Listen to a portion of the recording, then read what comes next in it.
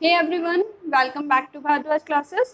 Last lecture में हमने किए थे वर्कशीट के कंसेप्चुअल क्वेश्चंस चैप्टर 1 के।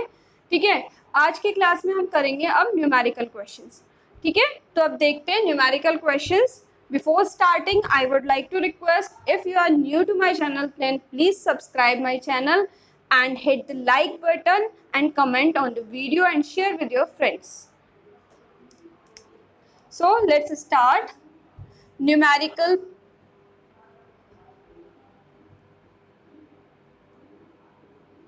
प्रॉब्लम्स। ठीक है, तो यहाँ मैं सारे क्वेश्चंस आपको नहीं सॉल्व कराऊंगी। जो कुछ अच्छे क्वेश्चंस हैं, बहुत ज़्यादा इंपॉर्टेंट क्वेश्चंस हैं, बहुत अच्छे क्वेश्चंस हैं, उन क्वेश्चंस को मैं यहाँ डिस्कस कराती हूँ। उसके बाद अगर फिर भी आपको कोई क्वेश्चन में डिफिकल्टी होती है तो आप मुझे कमेंट सेक्शन में बताइए, तो उसके लिए मैं आपको अलग से उसके सॉल्यूशंस प्रोवाइड करा दूँगी। ठीक, तो देखते हैं क्वेश्चन नंबर 2। यहाँ पे सबसे पहले ले रही हूँ मैं question number 2। Two similar balls, each having mass m and charge q, are hung from a silk thread of length L. Prove that the equilibrium separation x is equal to q square L upon 2 pi epsilon naught m g power 1 by 3 when each thread makes a small angle theta with the vertical. चलिए देखते हैं जरा इस question को। तो देखिए इसमें क्या है कि दो जो स्फीयर्स हैं, ठीक है, सिमिलर बॉल्स हैं, दोनों सिमिलर बॉल हैं, दोनों पे चार्ज क्यू है, मींस सिमिलर चार्ज है।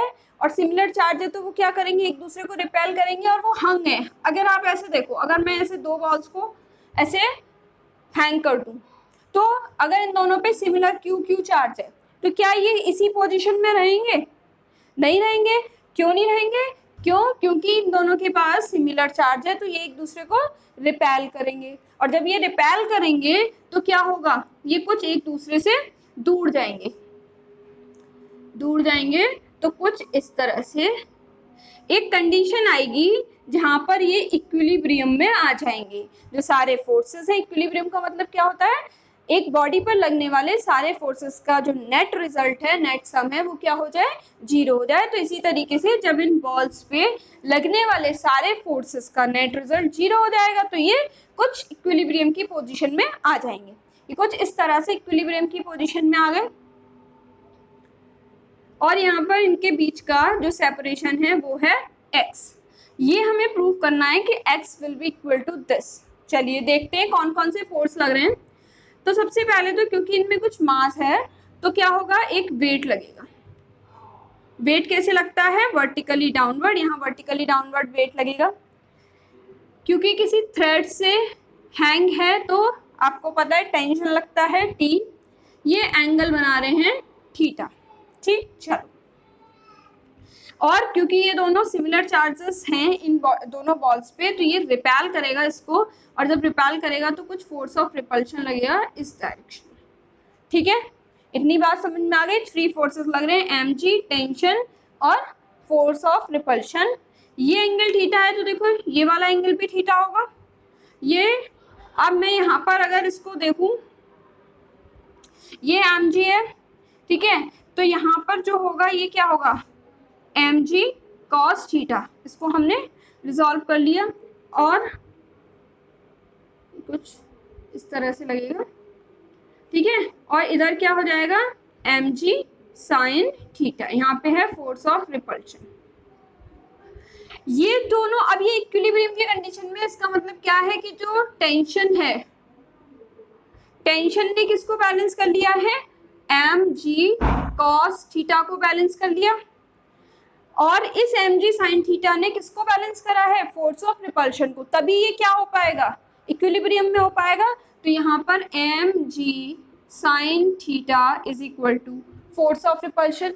फोर्स ऑफ रिपल्शन क्या होता है, 1/4 pi epsilon not q1 q2, दोनों पे इक्वल q चार्ज है, क्या हो जाएगा, q स्क्वायर अपॉन दोनों के बीच की डिस्टेंस क्या है, x स्क्वायर। ठीक, और ये इसकी लेंथ जो है वो आपको गिवन है, L लेंथ है दोनों थ्रेड की, इस तरह से। ठीक है, तो x हमें फाइंड करना है। ये इक्वेशन नंबर 1 मैंने यहाँ मान लिया। अब क्या करना है कि ये जरा ट्राइंगल देखो, अगर मैं इस ट्राइंगल को जरा अलग से बना दूं, ठीक है, ये एंगल है थीटा। ये पूरी डिस्टेंस अगर x है तो ये हाफ डिस्टेंस क्या हो जाएगी, x बाई 2, और ये लेंथ आपको l गिवन है। तो यहाँ पर मुझे साइन थीटा की वैल्यू निकालनी है, क्योंकि इस पूरे जो हमें प्रूव करना है यहाँ पर कहीं भी कोई साइन थीटा या कोई भी थीटा का टर्म नहीं आ रहा है। तो साइन थीटा की वैल्यू निकालो। साइन थीटा क्या होगा यहाँ पर, साइन थीटा क्या होता है, perpendicular upon hypotenuse, perpendicular is x by 2 and hypotenuse is l, sine theta x by 2l। Put कर देते हैं, M G sine theta x by 2l is equal to 1 upon 4 pi epsilon naught Q square by X square.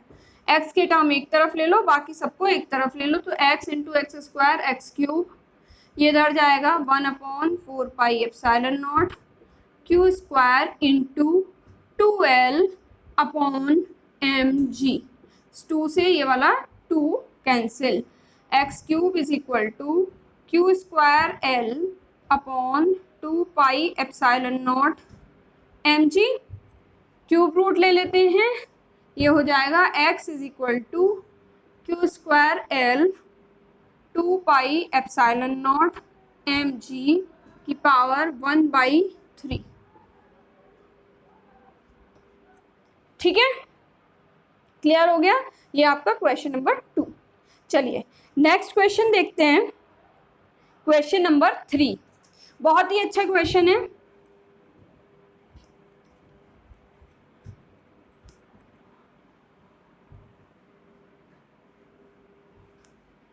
और एक suggestion यहाँ पे मैं आप लोगों को देना चाहूंगी, आप ये सारे सॉल्यूशंस अपनी कॉपी में नोट कर लो, पॉज करो और नोट कर लो, ताकि रिवीजन टाइम पे जब आप रिवीजन करो तो आप इनको इजीली रिवाइज कर पाओ।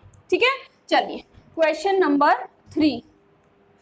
5 point charges each of value plus q coulomb are placed on 5 vertices of a regular hexagon of side L meter. Find the magnitude of force। चलो इसे बाद में देखेंगे, पहले एक रेगुलर हेक्सागन बनाते हैं। क्वेश्चन कह रहा है इस रेगुलर हेक्सागन के 5 वर्टिसेस पे प्लस q कूलम चार्ज रखा हुआ है। बस एक वर्टेक्स को छोड़ दें, उस पर नहीं रखा है, और इसकी जो साइड है वो है L। चलिए, find the magnitude of force on a charge minus q coulomb placed at the center of the hexagon। अगर हम सेंटर ऑफ द हेक्सागन की बात करें, कहाँ पर होगा, कुछ इस तरह से सारे डायगोनल्स यहाँ पर मिलेंगे। ये सेंटर ऑफ द हेक्सागन है, यहाँ पर रखा है माइनस q कूलम चार्ज। ठीक, इस पे हमें क्या करना है, नेट फोर्स निकालना है। नेट फोर्स निकालने के लिए सुपरपोजिशन प्रिंसिपल लगाते हैं। सुपरपोजिशन प्रिंसिपल के लिए हमें क्या चाहिए, इंडिविजुअल फोर्सेस चाहिए। ठीक है, सबको देखते हैं। अच्छा, एक रेगुलर हेक्सागन है, तो ये जो सारी डिस्टेंसेस हैं इनको मैं मान लेती हूँ A B C D E F, और इसको मान लेते हैं पॉइंट O। तो ये जो है O A O B O C O D and O E O F, ये सब कैसी होंगी, इक्वल होंगी। ठीक, बस ये किसके बराबर होती है, L, जो उसकी साइड होती है उसके इक्वल होती है। ठीक है, अब इस वाले की बात करते हैं। ये प्लस चार्ज है, ये माइनस चार्ज है। ठीक है, तो क्या होगा, ये इसको अपनी तरफ अट्रैक्ट करेगा। फोर्स की डायरेक्शन कुछ इस तरह होगी, F A मान लो। चलो ठीक, अब एफ ए का जरा मैग्नीट्यूड आप फाइंड करो, क्या होगा, F A is equal to K Q square by distance कितना है L, L स्क्वायर। ठीक, अब देखिए ये नेगेटिव चार्ज है, ये पॉजिटिव चार्ज है, ये भी अट्रैक्टिव फोर्स लगाएगा एफ बी। अब जरा एफ बी देखें तो एफ बी भी क्या होगा, के मैग्नीट्यूड भी सेम है, Q square upon L square. इस तरीके से ये भी इस पे फोर्स लगाएगा, एफ सी मान लेते हैं। एफ सी का अगर वैल्यू देखो, ये भी क्या होगा, के Q square by distance L square. यहाँ पर देखिए ये इस डायरेक्शन में फोर्स लगाएगा एफ डी, इसका भी क्या होगा magnitude K Q square by L square, and ये भी इस डायरेक्शन में लगाएगा F E K Q square by L square, यानी ये सारे जो हैं F A, F B, F C, F D, F E, ये सब इक्वल मान लेते हैं एफ के, क्योंकि ये इक्वल है। ठीक है, अब देखो यहाँ पर बस कोई फोर्स नहीं होगा क्योंकि कोई चार्ज नहीं है। अब जरा देखिए F A and F D दोनों इक्वल हैं एंड ऑपोजिट हैं, क्या करेंगे, कैंसिल आउट कर देंगे, ये एक दूसरे को कैंसिल।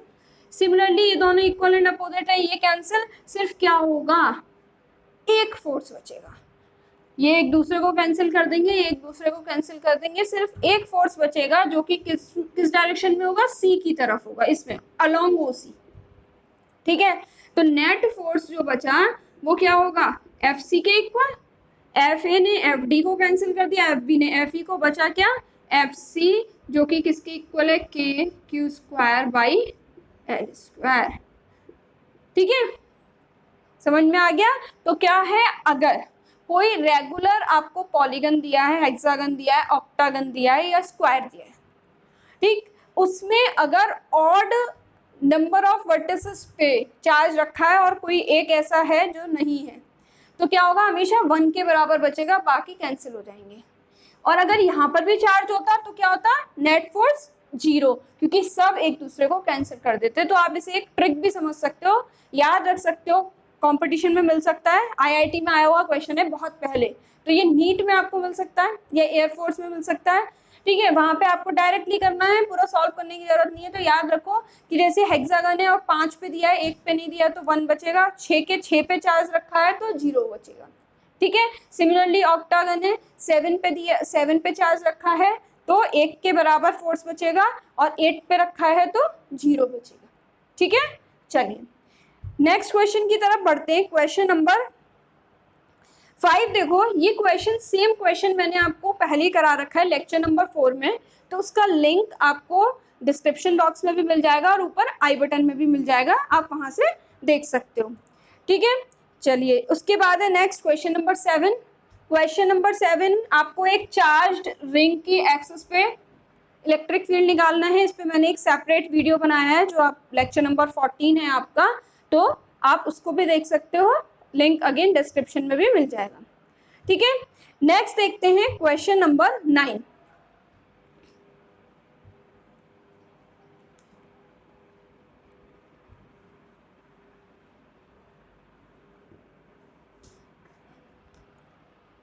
क्वेश्चन नंबर 9 बहुत अच्छा क्वेश्चन है, सारे क्वेश्चंस में बहुत ही ज्यादा इंपॉर्टेंट क्वेश्चन करा रही हूँ। अगर ये क्वेश्चंस आप कर लेते हो तो आपको कोई भी प्रॉब्लम नहीं आएगी बोर्ड में, तो आप अच्छे से इनको देख लो और नोट कर लो जिससे कि बाद में आप रिवाइज कर सको।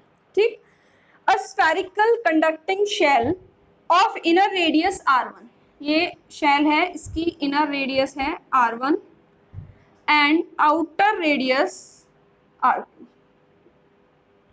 ठीक है, शेल समझते हैं सर, शेल जो अंदर हॉलो हो, हैज ए चार्ज q, इस पे q चार्ज है, और क्योंकि कंडक्टिंग शेल है तो कंडक्टर पे क्या होता है, सारा जो चार्ज है वो आउटसाइड होता है, यानी बाहर वाली सरफेस पे होता है। तो सारा चार्ज कहाँ है, प्लस q, इस तरह से बाहर वाली सरफेस पे। Now a charge small q is placed at the centre of the shell. अब सेंटर ऑफ शेल पे क्या कर दिया, एक चार्ज प्लेस कर दिया small q। What is the surface charge density on the inner surface and the outer surface. चलिए देखो, अब यहाँ पर very first lecture of this chapter हमने एक प्रॉपर्टी पढ़ी थी, इलेक्ट्रोस्टैटिक इंडक्शन। इलेक्ट्रोस्टैटिक इंडक्शन क्या है, अगर वो वीडियो आपने नहीं देखा है तो उसको प्लीज जरूर देखना, जिससे आपको अच्छे से कंसेप्ट समझ में आ जाए, लिंक डिस्क्रिप्शन बॉक्स में है। इलेक्ट्रोस्टैटिक इंडक्शन क्या है, अगर कोई बॉडी है उसके पास कोई दूसरा चार्ज लेके आते हैं, जैसे ये कंडक्टिंग बॉडी है, इसके पास हम एक चार्ज लेकर आए, ये से फिजिकल कांटेक्ट में नहीं है, स्टिल ये क्या करेगा, ये एक इफेक्ट क्रिएट करेगा कि इसकी जो नियरर सरफेस है उस पे ऑपोजिट चार्ज इंड्यूस हो जाएगा, और जो फार्दर सरफेस है, जो दूर वाली सरफेस है, उस पे सिमिलर चार्ज इंड्यूस है। जैसे मान लो सपोज ये है, फोन है, यहाँ पर मैंने क्या करा, एक चार्ज रखा है, ये प्लस पॉजिटिव चार्ज है, तो इसकी जो नियरर सरफेस है यहाँ पर नेगेटिव इंड्यूस हो जाएगा और जो फार्दर सरफेस है उस पर पॉजिटिव इंड्यूस हो जाएगा। ठीक है, इसी को हम इलेक्ट्रोस्टैटिक इंडक्शन कहते हैं। तो अब ये चार्ज जो स्मॉल क्यू रखा है, इसकी वजह से क्या होगा, अंदर वाली सरफेस पर नेगेटिव क्यू इंड्यूस हो जाएगा, बाहर वाली सरफेस पे पॉजिटिव क्यू इंड्यूस हो जाएगा। तो अंदर वाली इनर सरफेस पे टोटल चार्ज कितना हुआ, माइनस क्यू, आउटर सरफेस पे total charge plus Q, capital Q पहले से था एंड प्लस स्मॉल क्यू, और आ गया तो हो गया क्यू प्लस क्यू। अब निकालना क्या है, surface charge density on the inner and the outer surface. तो चलो सरफेस चार्ज डेंसिटी को हम रिप्रेजेंट करते हैं सिग्मा से। फर्स्ट पार्ट कर रहे हैं इनर सरफेस। क्या होता है surface charge density, total charge per unit area. Total charge कितना है, minus Q upon inner surface, inner radius कितनी है r1, तो इनर सरफेस का एरिया क्या हो जाएगा 4 पाई r1 स्क्वायर। ठीक है, ये हो गई surface charge density inner surface पर। आउटर की बात करें, सिग्मा आउटर, आउटर पे क्या होगा Q plus Q, total charge है Q plus Q upon area कितना है आउटर का 4 पाई r2 स्क्वायर। ठीक है, क्लियर है इतनी बात। चलो नेक्स्ट है write expression for the electric field at a point x greater than r2 from the centre of the shell. हमें इलेक्ट्रिक फील्ड का एक्सप्रेशन लिखना है जब x greater than r2। x greater than r2 का मतलब क्या हो गया, बाहर, है ना। ग्रेटर देन r2 मतलब क्या है, बाहर का एक पॉइंट है। ये applications of Gauss theorem part 3 जिसमें हमने स्फेरिकल शेल के बारे में पढ़ा था, वहां पे हमने देखा था कि आउटसाइड पॉइंट पर हम क्या करते थे, ऐसे कुछ गॉसियन सरफेस बनाते थे, ये है इसकी रेडियस x, तो वहां पर इलेक्ट्रिक फील्ड क्या आता था, E is equal to 1/4 pi epsilon naught charge Q plus Q upon कितना x स्क्वायर। ठीक है, अगर ये लेक्चर नहीं देखा है तो इसका भी लिंक, सारे जितने भी वीडियोस हैं जो लेक्चर्स हैं उनके लिंक आपको इस चैप्टर के डिस्क्रिप्शन बॉक्स में मिल जाएंगे, तो आप वहां से जाकर देख सकते हैं। ठीक है, तो ये आपको आउटसाइड पॉइंट पर मिलता है 1/4 pi epsilon not Q plus Q upon x square. ठीक, चलिए नेक्स्ट क्वेश्चन देखते हैं, क्वेश्चन नंबर 12। पॉज करके नोट कर लो।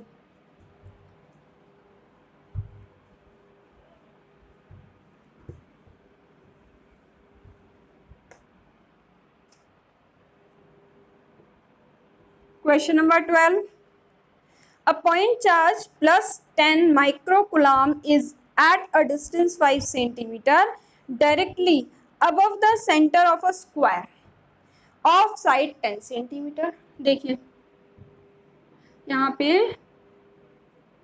एक स्क्वायर रखा है, इसकी साइड है 10 सेंटीमीटर और इससे 5 सेंटीमीटर ऊपर यहाँ पर ये प्लस 10 माइक्रोकूलम्ब का चार्ज रखा है। जैसे सपोज ये स्क्वायर है, यहाँ इस तरह से चार्ज रखा है। अब इससे निकलने वाला फ्लक्स बताना है। ठीक है, फ्लक्स के लिए गॉसियन सरफेस चाहिए। गॉसियन सरफेस कैसी चाहिए, जो इस चार्ज को एनक्लोज करे और सिमेट्री प्रोवाइड करे। ठीक है, अब मैं यहाँ इसको एनक्लोज करने के लिए आप क्या करोगे, एक क्यूब बनाओगे, वही एनक्लोज कर पाएगी। ठीक है, अब जब आप क्यूब बनाओगे तो क्यूब कैसा चाहिए, ये नीचे 5 सेंटीमीटर है तो ऊपर भी 5 सेंटीमीटर होना चाहिए, तभी सिमेट्री मिलेगी दोनों साइड ऊपर नीचे। तो हम क्या करें, एक क्यूब बना लेते हैं।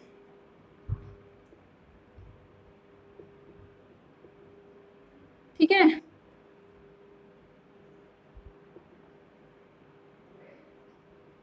इस तरीके से मैंने एक क्यूब बनाया, ये नीचे 5 है तो ऊपर भी 5 सेंटीमीटर होगा, यानी इसकी साइड जो हो गई वो 10 सेंटीमीटर हो गया। 10 सेंटीमीटर साइड का एक क्यूब है जो कि गॉसियन सरफेस है, उसमें क्या रखा है चार्ज, प्लस 10 माइक्रोकूलम्ब। ठीक, अब इस पूरे क्यूब से निकलने वाला फ्लक्स क्या होगा, अकॉर्डिंग टू गॉस थ्योरम। कितना होता है total flux? Phi is equal to total charge by epsilon naught. Charge कितना रखा है? +10 माइक्रोकूलम। बट आपको क्या करना है? आपको सिर्फ एक इस स्क्वायर से निकालना है। इस स्क्वायर का मतलब एक फेस से, ये क्यूब के फेस की तरह ही एक्ट करेगा। इसके एक फेस से निकालना है। टोटल फेस कितने होते हैं? 6 होते हैं। तो वन फेस से कितना निकलेगा? 1/6। तो जो हमारा फाई निकलेगा फ्रॉम दिस स्क्वायर, वो क्या होगा? 1/6 of Q by epsilon not. 1/6 Q है 10 microcoulomb by epsilon not 8.85 into 10⁻⁻12।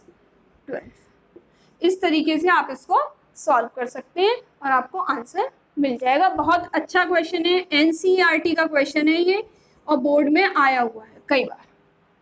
ठीक है, तो इसके बाद नेक्स्ट देखते हैं हम क्वेश्चन नंबर 16। देखिए, सिलेंडर वाला क्वेश्चन है। ऐसा ही सेम क्वेश्चन मैं पहले करा चुकी हूँ लेक्चर नंबर 10 में, आप वहां से जाकर उसको देख सकते हैं। ठीक है, तो यहाँ पर मैंने सारे जो अच्छे और बहुत ज़्यादा इंपॉर्टेंट क्वेश्चन थे वो सॉल्व करा दिए हैं। बाकी क्वेश्चंस आप सॉल्व करिए।